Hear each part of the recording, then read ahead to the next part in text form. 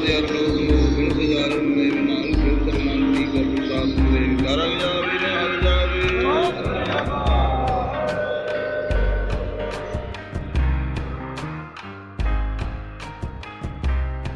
back to the Suraj Podcast.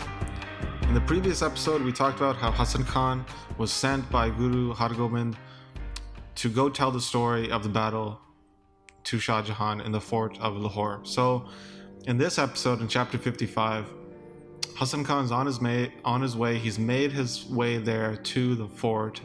So he's entering the fort, and whoever he sees there, he approaches and he tells them about where he's come from, that he was with this regiment of Lala Beg that was sent against Guru Hargobind. At the same time, Shahjahan's sitting in his court. He's thinking about these horses. He's not gotten word for a few days. So he's sitting there thinking that, I'm sure Lala Beg has reached at that time. Either he's going to kill Guru Hargobind or capture him. But either way, he's going to bring back these horses, because who would lose against such a big force that I had sent? So Lala Beg sitting there thinking that he's going to get his horses back, but he's wondering because he's not heard back yet. No messenger has come, so he's not sure what has happened. So as he's thinking these thoughts, one of his ministers by the name of Suraj Khan heard that in the fort somebody was saying that they had just come from the battle. So he tells Shahjahan that, some Pathan has come here, and he was saying that he was part of Lala Beg's regiment, part of his forces. What I'll do is I'll go bring him to you. So Shahjahan said, all right, hurry up, make it quick, make sure nobody stops him. I want to hear everything he says, like right away. This is really important. So they bring Hasan Khan, and interestingly in the text it mentions that before Hasan Khan goes into the court of Shahjahan, he puts on these really expensive clothes, a really expensive getup, and then he proceeds into the court. So the Suraj Khan minister is leading Hasan Khan into the court, and when they get to the court, Suraj Khan does these salutations to Shahjahan. So in the court, but alongside this minister, Suraj Khan, there's another very senior Sikh in the court. His name is Vizier Khan. Now, this is not to be confused with the Vizier Khan who lived during Guru Gobind Singh's time. So this Vizier Khan, Guru Hargobind's time, was a very long-standing Sikh of Guru Hargobind and also Guru Arjan Dev Ji. So the author, Kavi Santokh Singh himself, uses the title Gur Sikh when describing Vizier Khan, saying that he's extremely wise, very sophisticated in his political posturing, strategy. The word here uses niti, and he also has a lot of great faith in the lotus-like feet of the Guru, it says here. So for a very long time, it also mentions that he's nurtured this faith of the Guru. So very long-standing senior Sikh. And also he was very well liked within the court amongst the other ministers as well. He had a very lofty position, and Shahjahan listened to him quite a bit. So when Hasan Khan then enters the court, Shahjahan looks at him and says, all right, did you bring back the two horses? How did the meeting go with the Guru? What happened? Did he run away? Did you battle him? Basically give me the whole scoop. And Hasan Khan then folds his hands and says that, you had sent this big army, you told them to go very quickly, and Lala Beg took that order, and, he went really fast. He didn't stop at all. The entire army was very hungry, very tired. They still continued to go forward, even though many of the soldiers and even sub-commanders, they were telling him the conditions of the soldiers were poor because of this. They hadn't eaten all day, they were very hungry, they're very tired. Lala Beg, the main commander, he didn't listen to anybody's concerns. He didn't listen to anybody's advice here. He just kept pressing forward. So we got there in the middle of the night. The Guru somehow got word of this. Their battle drums sounded off in the middle of the night, out of nowhere. We received rifle fire, arrows were shot at us, and then they pressed in on us with cavalry attack. So they struck down at us with swords and spears. We were totally unprepared because of the cold. We couldn't even utilize our rifles in time. And Hasan Khan continues to say that, honestly, I've never experienced a court like that before. We couldn't even use our hands. People couldn't even, grab the reins of their horses properly. Meanwhile, on the other side, Guru Hargobind's forces were properly prepared. They had little fires set around their positions so that the warriors could go back, warm themselves up, as well as light their the matches for the rifles, the matchlock rifles. And what made matters worse, Hasan Khan's telling Shahjahan this, is that some of the warriors of Guru Hargobind, they actually pierced our lines. They got through our battle lines, somehow got amongst our troops, caused a commotion, were able to get out somehow. And because of this, the warriors were thinking that there were enemies amongst their ranks, and they started fighting amongst themselves in the dark. So when day broke, because of all this, the generals like Lala Beg, Kambar Beg, Kabul Beg, these guys, they saw the damage done and they were all in shock. They had no idea how, the Guru was able to put such a dent in our forces just in one night. So then when day broke, both armies got ready. At sunrise, there was a pitched battle. Guru Hargobind also entered the battlefield. He dueled Kabul Beg, the nephew of Lala Beg. And he was, although Kabul Beg did manage to get a small injury on Guru Hargobind, he didn't even notice it, and then, finished him off. So he killed Kabul Beg in the duel there. And then there was another duel with Lala Beg, who ended up, in that process, shooting down Gulbag, the horse that you wanted. And Guru Hargobind was furious about this and then quickly cut Lala Beg down. So basically, out of the 4,000 soldiers that Guru Hargobind had, he only lost 1,200.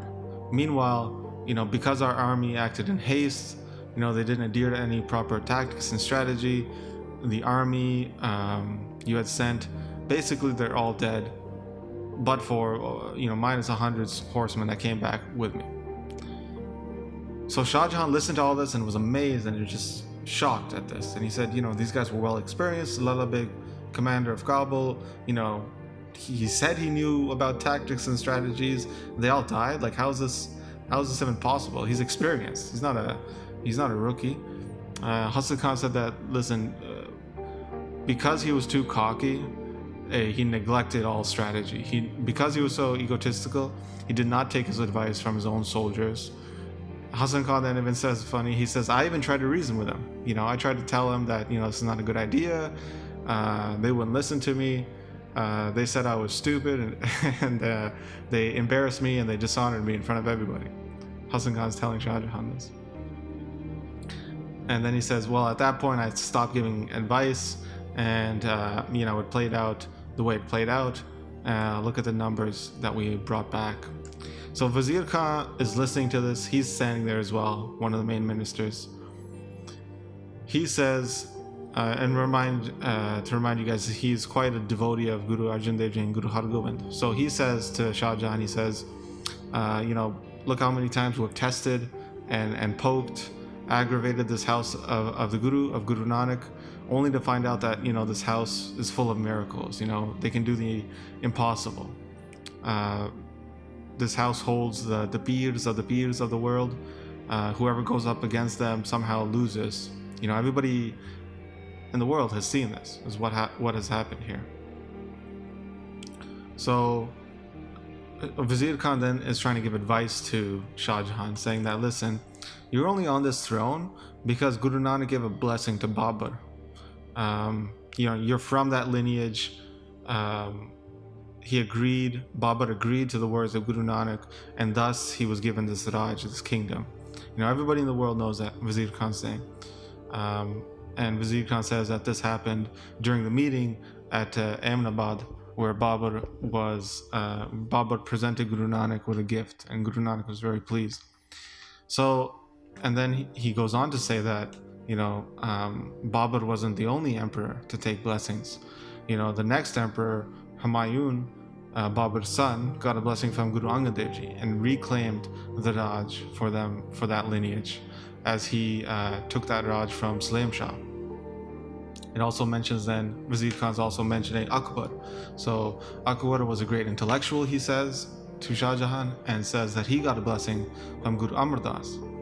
And he says that it was only with Guru Amar Das's blessing that he was able to win that big battle that happened at Chittor. And in return, Akbar gave land grants to Guru Amar Das. He continues to say that in the same way, Guru Arjan and Guru Hargobind were friends with Jahangir, who treated them with great respect. And everybody knows that Jahangir would listen to the Gurus. But now, look what you have done here. You've upset this lineage. By confiscating that first horse that was coming from Kabul to the Guru. That horse came to you. Eventually, it got sick. Because of it getting sick, you sent it back to a Qazi, a Muslim lawmaker, who then eventually actually sold it back to the Guru. And over just this one hawk, you started a war with your commanders. You sent Mughal Khan, who was killed in a battle with Guru Hargobind, and then there was another battle with the leader of the Jalandhar area, Abdul Khan, and Guru Hargobind even killed him in a duel.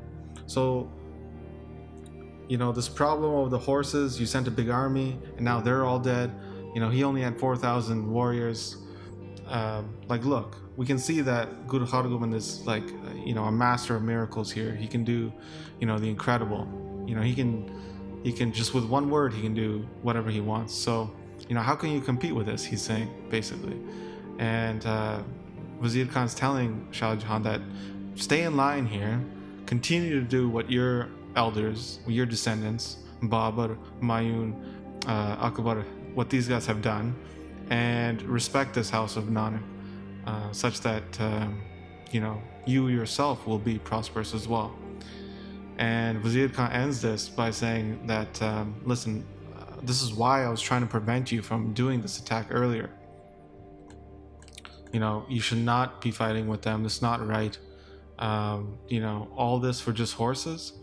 So Shahjahan then remains quiet, and his anger then slowly starts to dissipate in his heart about this. And he says to Vizier Khan, he agrees in saying that, yeah, look, we've tried 3 times now. We've had no luck. I don't know what to do against, Guru Hargobind, but I promise I will not send an army again. So Salabat Khan is also there, that minister I mentioned before. He's sitting on the side listening to this. He says, okay, that's all well and fine, but Lala Beg, Gumbar Beg, that whole family, those commanders, they're dead now. So basically, who should we put in charge of Kabul, Afghanistan? And the text says that Guru Hargobind then guides Shahjahan's mind to this thought of putting Hasan Khan as the new leader. So in the previous episode we talked about, or actually even episodes prior to that, when Hasan Khan first came to the Guru's camp there to spy, Jodhai's people beat the hell out of him. They didn't want him there. And Guru Hargobind says that, this guy's helping us out. He's giving us intel on the enemy. We're going to reward him. I'm going to make him the new leader of Kabul, Afghanistan. So they were all kind of amazed, the Sikhs at the time, hearing this. So this is what's happening here. So Shahjahan looks over at Hasan Khan and says, you obviously have good advice. You are very wise.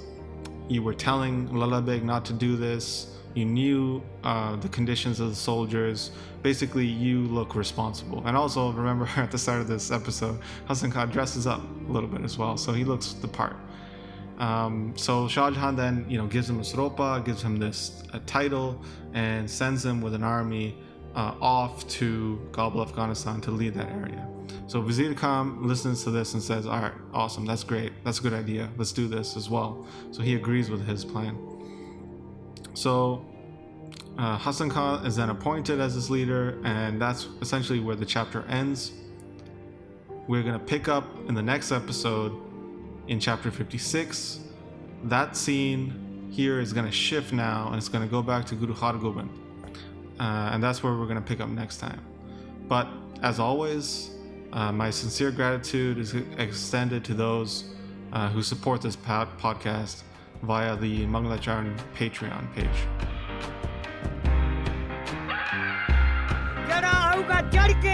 जाऊगा चढ़ के खालसे ना हारेगा तरला लाला मरेगा शरण परेगा ते तरेगा गज गज करा जावे गुरु अर्जन साहब के मन पावे में हालो जावे सत श्री अकाल।